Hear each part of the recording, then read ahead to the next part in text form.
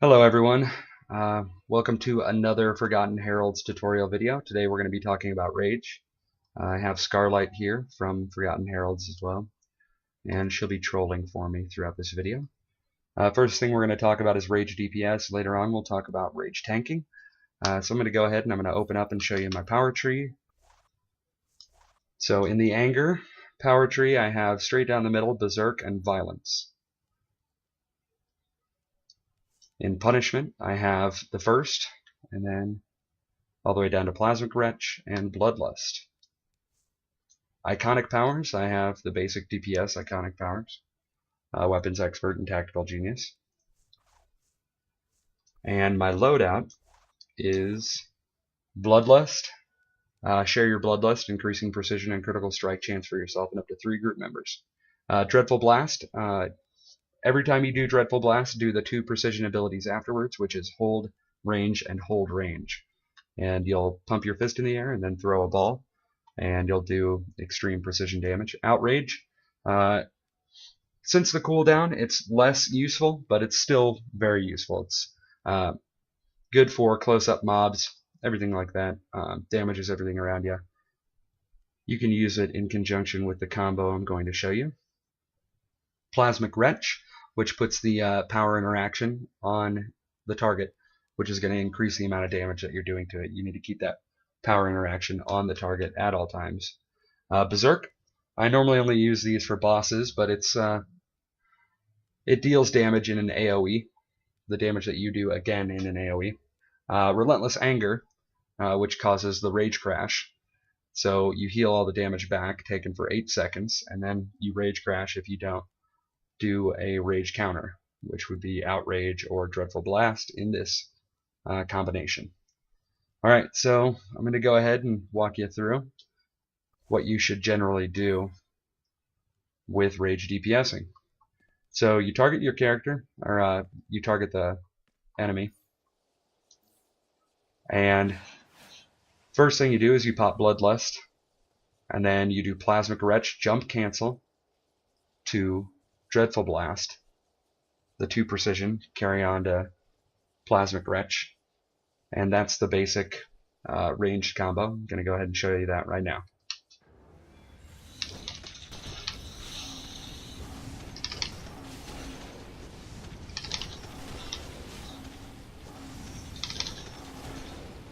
As you can see, you're not really moving too much off the ground. Every now and then you will.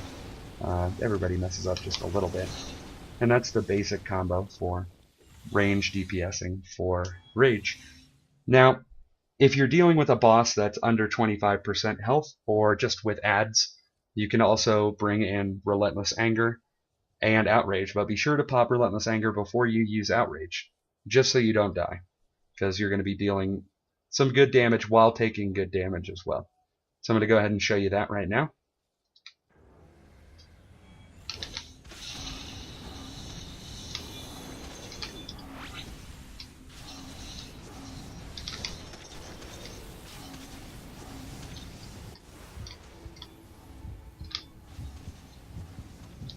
So you use Outrage and you combo directly into Dreadful Blast, which pulls you out of the animation for the precision-based Outrage. As you can see right there, using Relentless Anger every time you possibly can, or whenever you notice that you yourself are taking a lot of damage. And that's basically Rage DPSing. It's precision-based, so be sure to get as much precision as you can. I tend to go with might-based gear and put precision mods in it.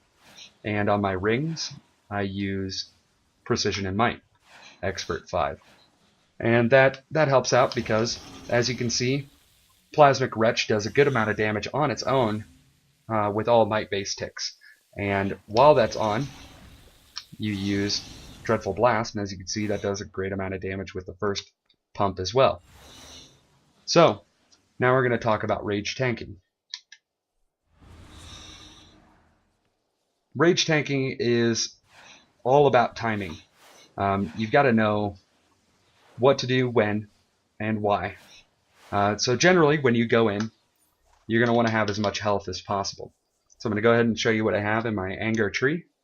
All the way down the middle, And I've also got 2 over here all the way to Without Mercy, and then all 3 over here to get to Gulling Eruption.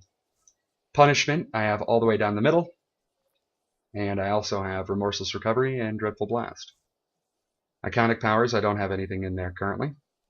So, alright, loadout is Ragebringer, which works very well for every boss fight and every raid until you're in A and B, Assault and Battery. That last boss fight, you're going to want to take Ragebringer out because you'll pull the Manhunters to you. That's no good. Severe Punishment is what I use to heal myself back for the damage taken. It's also 8 seconds, just like Relentless Anger. Without Mercy is an AoE pull. Pulls everything to you in a circle. Violence, it increases your health, basically. So, you're going to need to have that up as often as possible. Gulling Eruption, you're going to want to have that on. You need to stand in Gulling Eruption. So when you use it, use that. It knocks back damage caused by Rage Crash is significantly reduced while standing in Plasma. So whenever you think you're going to die based on Rage Crash and you're in a boss fight, so like Nexus, anything like that, and you might get knocked down, to not be able to use the next power, which is Outrage, to pull you out of your Rage Crash. You need to stand in Gulling Eruption, and it will help you survive. There are other things that you need to keep in mind. Rage Blast is a singular taunt. That's what you use in Assault and Battery on Hank Henshaw and Sinestro, so you don't pull the Manhunters. And Eviscerating Chain and Dreadful Blast also pull you out of your Rage combo. I prefer Outrage myself. Redirected Rage is needed for Paradox Wave. This helps out greatly with damage in, as well as helps out with the Rage Crash. So basically that's really about it. When I go into a raid, I use Ragebringer and then Severe Punishment and wait. You hit them a couple times, block if you're taking a bunch of damage, and then use Without Mercy, because you're going to want to keep that aggro on you. You got to pop Violence as often as possible. Gulling Eruption when you think you're going to die.